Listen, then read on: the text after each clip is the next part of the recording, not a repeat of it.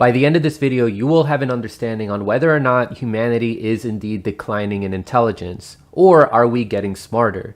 You will also have a basic understanding of 10 different forms of intelligence. Cognitive intelligence, or IQ, which is the more traditional form of intelligence, book smart, it's not the only form of intelligence. So in this video, we're going to present evidence on whether or not cognitive intelligence is declining, where society may stand with the other 9 forms of intelligence, and where humanity might be headed when we take into account all of these 10 different forms of intelligence. Are we declining in intelligence, or are we getting smarter overall as a species? Keep in mind that the information presented here will be interpreted by my thoughts, and I would love to see what you all think in the comment section below. So these 10 different forms of intelligence are proposed by Ken Wilber, who is an American theorist and writer on interpersonal psychology. I will go over Ken Wilber's theories such as integral theory in depth in a future video. Keep in mind that Ken Wilber's model is not just about categorizing these intelligences, but also about understanding how they develop over time and how they can be integrated to create a more holistic and balanced individual. So if we are discussing whether humanity's intelligence is declining, all of these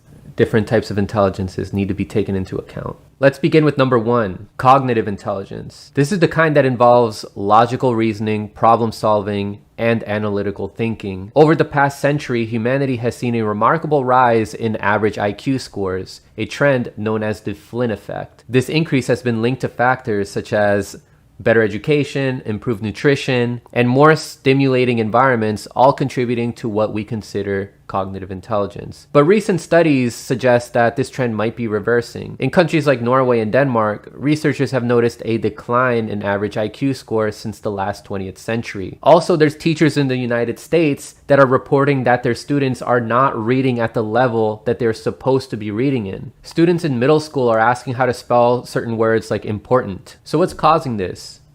Some experts point to changes in our education system, which might not be fostering the same kind of critical thinking and cognitive development as before. Others suggest that environmental factors such as pollution or increased screen time could be impacting our brains in ways we don't fully understand yet. So while these findings are concerning, they don't necessarily mean that humanity's intelligence is declining.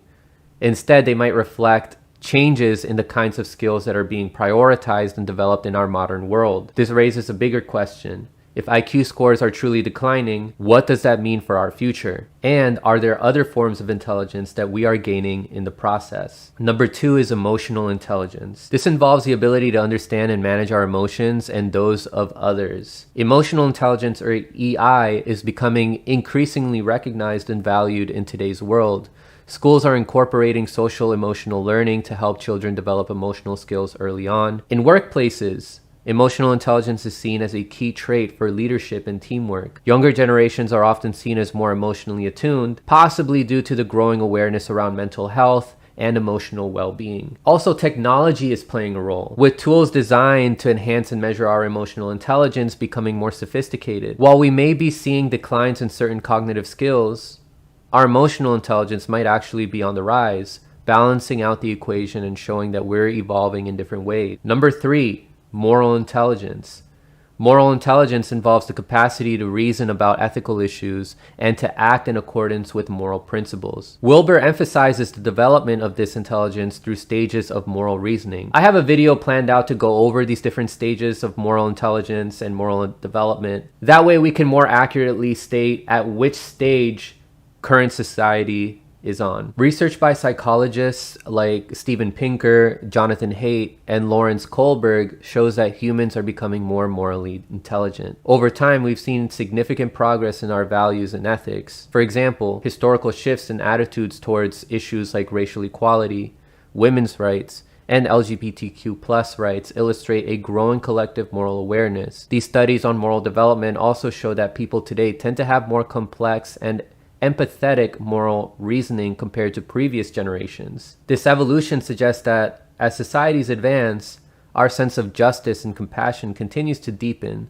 reflecting a positive trend in moral intelligence. Unfortunately, though, today we still see certain people like politicians and billionaires acting out in certain ways that we may consider to be immoral, such as their support for certain wars, and exploiting working class people. Add to the fact that there are people in our population who support some of these actions. However, for now, I will interpret that with the rise of protests and boycotts around the world in support of countries like Palestine, as well as the rise of more people questioning the moral integrity of billionaires, politicians, and other people, shows that we may be evolving past doing whatever politicians and mainstream media personalities tell us to do.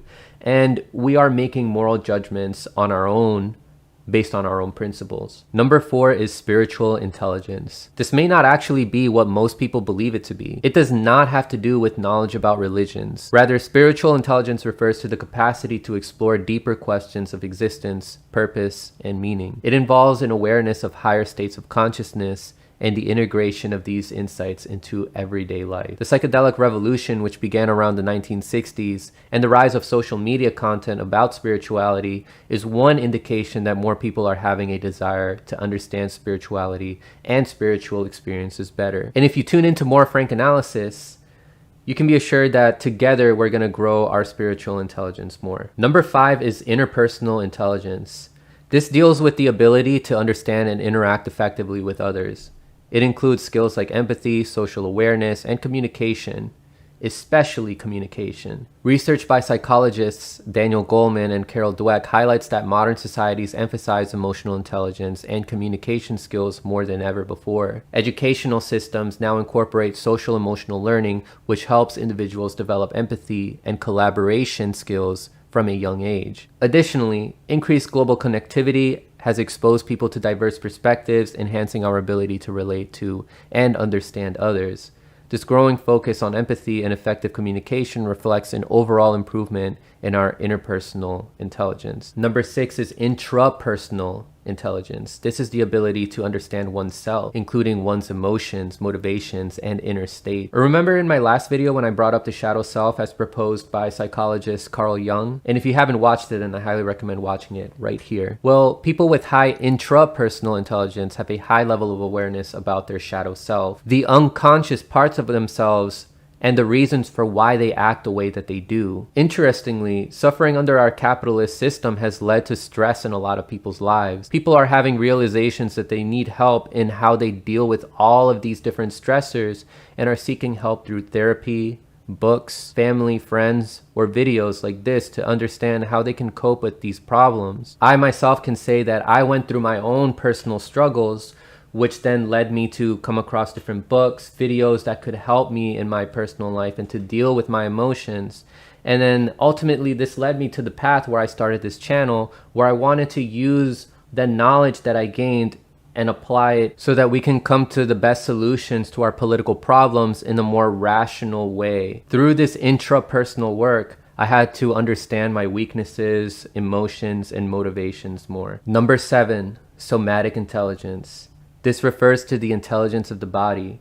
It involves awareness and control of bodily movements, physical health, and the integration of mind and body. To put it simply, we want to know if humanity is becoming lazier or more active. On one hand, the awareness and mastery of our body sensations and movements has been on the rise thanks to the growing popularity of practices like yoga, mindfulness, and body-based therapies. Studies suggest that these practices enhance our connection with our bodies, improving our ability to regulate emotions, manage stress, and even boost cognitive function. The rise in athletic training and performance, along with a better understanding of nutrition and physical health, also points to an increase in our collective somatic intelligence. This shift reflects a broader cultural movement towards holistic well-being, where mind and body are seen as interconnected rather than separate. But then, on the other hand, we see a rise in obesity in countries like the United States. The convenience of unhealthy food options and a sedentary lifestyle driven by technology have led to a significant increase in obesity rates. This paradox shows that while some areas of physical intelligence may be improving, there's still a long way to go in ensuring that these benefits are widespread and effectively counter the negative trends. One can argue that with the rise of unhealthy people are starting to notice that more and be like, I don't want to be like that. I don't want to be unhealthy. Maybe you personally have gone through something that shocked you that you were going through. Like I had, like, you have like an autoimmune condition or you have diabetes or something that made you think, I have to change my lifestyle. I have to become more active. Number 8, Existential intelligence. This type of intelligence deals with questions of existence, such as meaning of life and death, and the nature of reality. It's closely linked to spiritual intelligence, but it's more focused on existential concerns. From the growing interest in mindfulness practices to the popularity of philosophical and spiritual discussions online, there's evidence that more individuals are engaging in this form of intelligence. This trend reflects a broader shift in consciousness where people are not just asking, how can I succeed? But they're also asking, why does it matter? This is a sign that our existential awareness may be expanding as we look for deeper connections and meaning in life. Number 9, psychosexual intelligence. Now, this refers to the understanding and integration of one's sexual identity and desires and how they can relate to broader psychological and emotional development. If you want to reduce the risk of issues like sexual dysfunction, relationship problems, and gender-based violence, then you have to understand what it is you truly want, and that would require you to have psychosexual intelligence. Cases in which people are committing acts against someone's will, cases in which there is frustration, or other types of relationship problems are a result of low levels of psychosexual intelligence. As discussions about sexual orientation, gender identity, and sexual health become more mainstream, people are gaining a deeper understanding of their own desires and boundaries. So this growing awareness can be seen with how there's now an emphasis on consent education. In universities, people are required to take certain classes on what exactly is consent. The rise of sex-positive movements, the normalization of conversations about sexual well-being. This is indicating that society is becoming more attuned to the complexities and psychosexual intelligence. Number 10, social intelligence. This is the ability to navigate social environments, understand social dynamics, and interact effectively within different social contexts. The rise of social movements and global awareness can be seen as evidence of evolution in social intelligence, reflecting a shift toward more inclusive and empathetic ways of relating to one another. We also see a growing awareness and emphasis on empathy, diversity, and inclusion in social and educational settings. Movements promoting mental health, emotional well-being, and anti-bullying have gained traction, reflecting a collective shift towards more compassionate and socially aware behavior. Additionally, the rise of social media, while complex, has allowed for increased global communication, helping people connect and empathize across cultures and borders. So overall, is our intelligence declining? I would say that if we take all of this into account, if we look at the trajectory of human evolution, I would say that we are not becoming less intelligent. I think that if we consider all these different types of intelligences, humanity is becoming more intelligent. Despite some instances of challenges and global issues that we are seeing in the world today, this is opening up an opportunity for people to stop and question, why are we doing this? How did we get here? How can we ease this pain?